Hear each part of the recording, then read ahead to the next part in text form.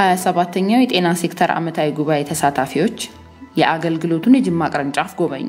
በመሆኑም ሁሉም የጤና ሚኒስቴር ተጠሪ ተቋማት፣ ግብረሰናይ ድርጅቶችና ጥሪ የተደረገላቸው ተቋማት የአገልግሎቱን ጅማ ቅርንጫፍ ጎብኝተዋል።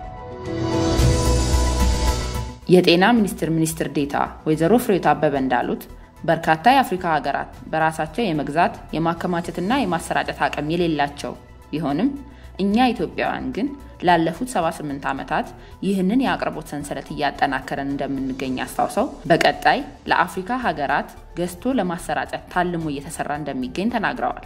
የአፍሪካ ሀገራት እንደነዚህ አይነት መካዝን ስለሌላቸው ብዙዎቹ ኢመርጀንሲን እስከማወጅ ድረስ የሚደርሱት መግዛት አይችሉም፣ ማከማቸት አይችሉም፣ ማሰራጨት አይችሉም። እኛ ኢትዮጵያ ግን ለ78 ዓመታት እንደዚህ አይነት ሀሳቦች ነበሩ።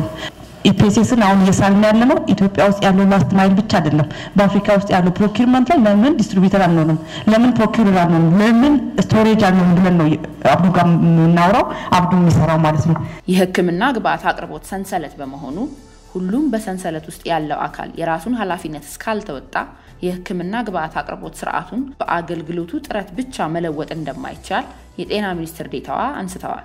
እነዚህ በርካታ ለውጦች የመጡት በቀላሉ ሳይሆን በርካታ ጠንካራ ውሳኔዎችን በመተግበር መሆኑን የአገልግሎቱ ዋና ዳይሬክተር ዶክተር አብዱልቃድር ገልገሎ አንስተው የአቅርቦት ሰንሰለቱን ለማጠናከር ታማኝ አገልግሎት ሰጪ ማፍራት እንደሚገባ አሳስበዋል።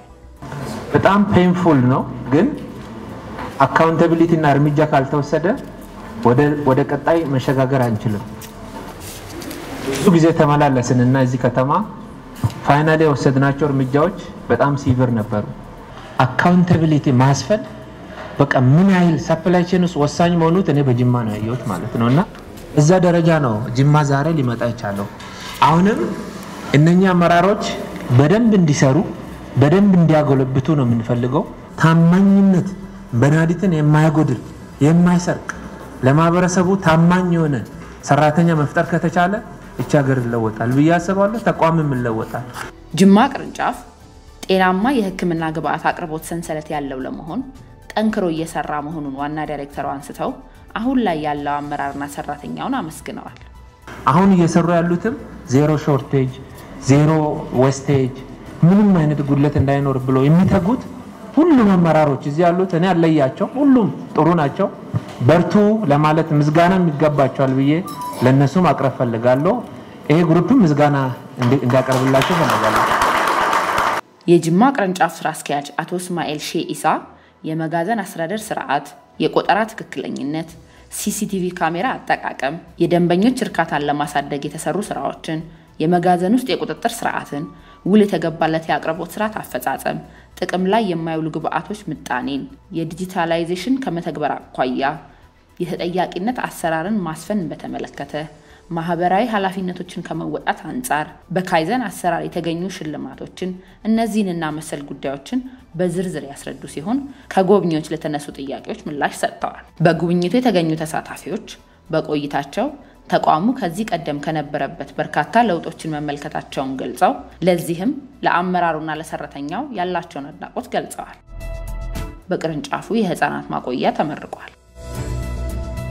በተጨማሪም በጅማ ቅርንጫፍ የሚገኘውን የማቃጠያ ማዕከል የጎበኙ ሲሆን በማቃጠያ ማዕከሉ ጉብኝቱ ወቅት ጅማ ቅርንጫፍን ጨምሮ በሀገሪቱ 8 የተለያዩ ቦታዎች የማቃጠያ ማዕከሎች እንደሚገኙ ያነሱት የጤና ሚኒስትር ዴታ ወይዘሮ ፍሬሕይወት አበበ ይህንን በአዋጅ አካቶ በመመሪያ የአሰራር ስርዓት በመዘርጋት በጤና ተቋማት የተከማቸውን አገልግሎት የማይሰጡ የሕክምና ግብአቶችን ወደ ማዕከሉ በማምጣት እንዲያስወግዱ ጥሪ አቅርበዋል። 8 ኢንሲነሬተሮች በአገሪቱ በተለያዩ አካባቢ ተገንብተዋል። እነሱን ኦፕሬሽናል ማድረግ ቀላል አልነበረም። እስከ ላስት ይር ድረስ ኢፒኤስኤስም አዋጁ ስለማይፈቅድላቸው ገቢ ከማሰባሰብ አንፃር አዋጃቸው ሲቀየር አንዱ የተካተተው ኢንሲነሬተር ጋር ያለውን የሚወገዱ መድኃኒቶችን አስወግዶ እኔ ገቢ ካለ ለመሰብሰብ አንዱ በአዋጅ ደረጃ ላስት ይር 2017 ላይ ነው የጸደቀላቸው። መድኃኒት ከማስወገድ አንፃር በየተቋማቱ ላስት ይር ቼክ ስናደርግ በየስቶሮቻችን ቦታችን ይዘው ያለው በሙሉ የተከማቸ መወገድ ያለበት መድኃኒት እና ቁሳቁስ በተለያየ ሁኔታ ስቶር ቦታ ይዘው ያስቸግረናል። ወገድ ላይ ሁላችሁ ተተባበራላችሁ ብለን እናስባለን። ወደ ማቃጠያ ማዕከሎች የሚሰበሰቡት የሕክምና ግብአቶች ጊዜ ያለፈባቸው ብቻ ሳይሆኑ በኢትዮጵያ ምግብና መድኃኒት ቁጥጥር ባለስልጣን በጥራት ጉድለት የታየባቸው እንደሚያካትት የአገልግሎቱ ዋና ዳይሬክተር ዶክተር አብዱልቃድር ገልገለው አንስተው ጤና ተቋማት በቅድሚያ ምንም አይነት መድኃኒት እንዳይባክን መስራት እንደሚገባ ጠቁመው ጊዜ ያለፈባቸውን ግን ማስወገድ ይገባል ብለዋል። አንዳንዱ የኢንሰነሬተር ሳይቱ ከዚህ ብቻ መመጣ አይደለም ከመላ ከሳውዘርን ፓርት የሚሰበሰብ ነው። አሁን ዛሬ ኤክስፓየሪ መድኃኒት ዛያችሁት አለ በኳሊቲ የሚሰበሰብ ነው። ማግኒዚየም ነበር ማግኒዚየም ሀገር ውስጥ ይመረታል። ኳሊቲ ፕሮብሌም ካለ እንዲሰበሰብ ኤፍዲኤ ያዛል። ሲሰበሰብ ወዴት ነው ምልቆ ወደዛ ልካለን እና ምንም አይነት የባከነ መድኃኒት መጀመሪያ እንዳይኖር ማድረግ ነው። የባከነ በፐርሰንት ካለ ደግሞ ጤና ጣቢያ ላይ እንዳይከማች ማድረግ ነው። የማቃጠያ ማዕከሉ ያለውን ተቋማዊ መዋቅርና የአሰራር ሂደቱ እንዲሁም ቴክኒካል የማሽኑን አሰራር የጅማ ማዕከል ኦፕሬተር አቶ ስንሻው ከበደ ለጎብኚዎች በዝርዝር አስረድቷል። በጉብኝቱ የተገኙ ተሳታፊዎች በማቃጠያ ማዕከሉ ዙሪያ ያላቸውን ጥያቄ አቅርበው ምላሽም ተሰጥቶባቸዋል።